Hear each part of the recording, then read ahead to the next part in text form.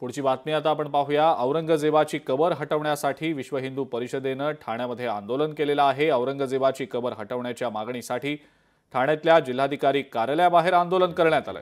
काँग्रेसच्या काळात त्यांनी अनेक मान्य नसलेल्या ठिकाणी संरक्षण दिलं, पण हे सरकार हिंदुत्ववादी आहे, ते योग्य निर्णय घेईल, अन्यथा येत्या काळात आम्ही आमचं आंदोलन आणखी तीव्र करू असा इशारा विश्व हिंदू परिषदेने यावेळेला दिलेला आहे।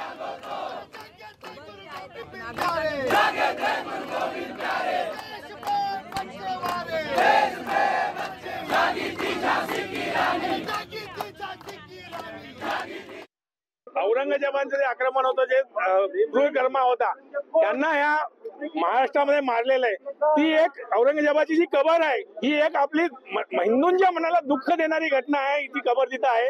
आपण लक्षात घ्या, कुठल्याही चांगल्या गोष्टी लक्षात ठेवतो, कुठलीही वाईट गोष्ट लक्षात ठेवत नाही।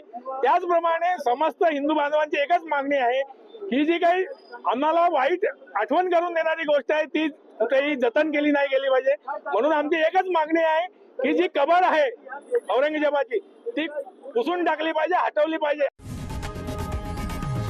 लोकशाही मराठी ऐका, पहा, जागरूक रहा।